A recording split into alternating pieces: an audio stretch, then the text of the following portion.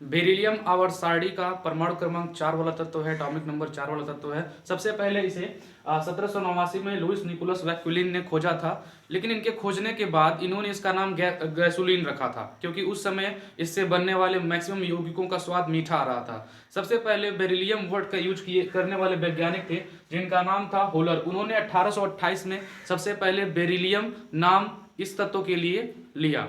ठीक है। अब जो बेरिलियम होता है ये प्रकृति में अपने यौगिकों के रूप में पाया जाता है। यह स्वतंत्र अवस्था में प्रकृति में नहीं पाया जाता है। पृथ्वी के अंदर से जो यौगिक निकाले जाते हैं उनके अंदर ये मौजूद रहता है। मैक्सिमम करके आप कह सकते हैं फिरोजा और पन्ना, इन दोनों में अधिकतर मात्रा में बेरिलियम तत्व पाया जाता है।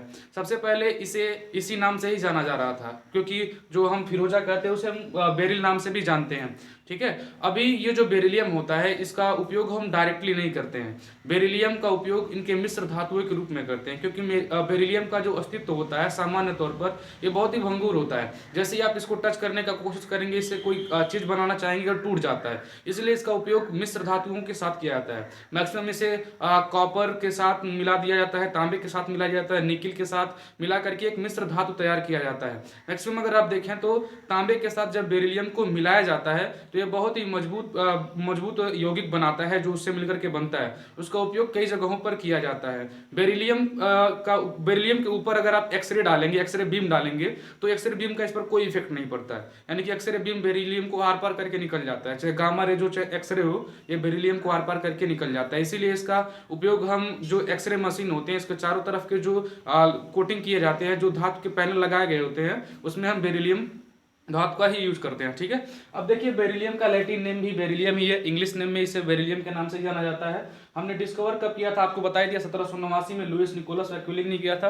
पर 100 ग्राम पर देखा जाए 100 ग्राम की इसकी जो कास्ट होती है $85.7 होती है। और जो परमाणु होता है इसका देखा जाए बेरिलियम का परमाणु, तो इसके नाभिक और इसके बाहर 2 इलेक्ट्रॉन पहले कक्षक में और 2 इलेक्ट्रॉन इसके बाहरी वाले कक्षक में। यानी कहने का मतलब 4 इलेक्ट्रॉन होते हैं इसके अंदर और 4 प्रोटॉन होते हैं और टोटल 5 न्यूट्रॉन होते हैं। एटॉमिक नंबर 4 होता है, इसके बारे में हमने आपको बता दिया। इसका एटॉमिक वेट नियर अबाउट 9.0121 ग्राम पर मोल होता है। डेंसिटी इसकी थोड़ी कम होती है 1.848 ग्राम पर सेंटीमीटर क्यूब। और मेल्टिंग पॉइंट इसका थोड़ा हाई होता है 1278 डिग्री सेल्सियस। यानी देखा जाए तो इसका मेल्टिंग पॉइंट हाई है। बॉइलिंग पॉइंट इससे भी और ज्यादा हाई हो जाता है, क्योंकि हमें इसे उबालना रहता है।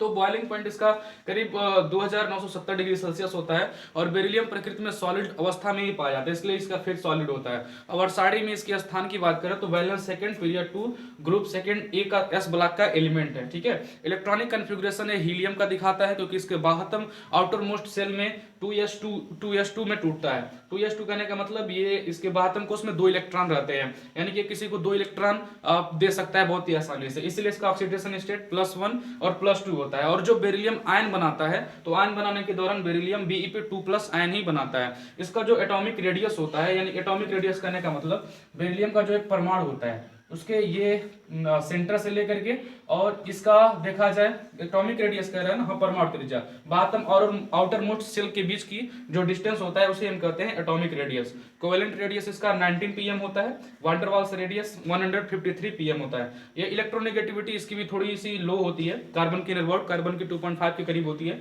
इसकी है 1.57। ठीक है। ये इलेक्ट्रिकल टाइप कंडक्टर होता है, यानी कि बेरिलियम में हम बहुत ही आसानी से इलेक्ट्रिसिटी कंडक्ट करा सकते हैं। मैग्नेटिक टाइप एक डायमैग्नेटिज्म दिखाता है, यानी कि जब इसे आप मैग्नेटिक फील्ड में लेके जाएंगे तो वहां से रिपल्सन दिखाता है, यानी कि मैग्नेटिक फील्ड से दूर भगने का काम करता है। बेरिलियम का उपयोग कई जगहों पर किया जाता है। जैसे अभी हमने बताया, जब आप तांबे के साथ बेरिलियम को मिलाते हैं तो उससे जो आप हथौड़े अगर बनाएंगे, जो हैमर बनाएंगे, उसे आप किसी सीट पर जोर से अगर पटकेंगे तो वहां से चिंगारी नहीं निकलती है। आमतौर पर देखा जाए अगर हथौड़े से अगर किसी आप लोहे के ऊपर पीटते हैं तो कभी कभी बहुत तेज चिंगारी निकलती है। इसी वजह से हम जिन हथौड़ों का यूज करते हैं फैक्ट्रियों में अधिकतर करके, जहां आग लगने का खतरा होता है, वहां पर हम तांबे के साथ बेरिलियम को मिक्स कर देते हैं और उसे बनाए गए हथौड़े के कोई भी आप सीट को पीटेंगे तो वहां चिंगारी नहीं निकलती है। ठीक है। बेरिलियम पे ऊपर ये आपको टॉपिक कैसा लगा, अब मिलते हैं नेक्स्ट वीडियो में, तब तक के लिए।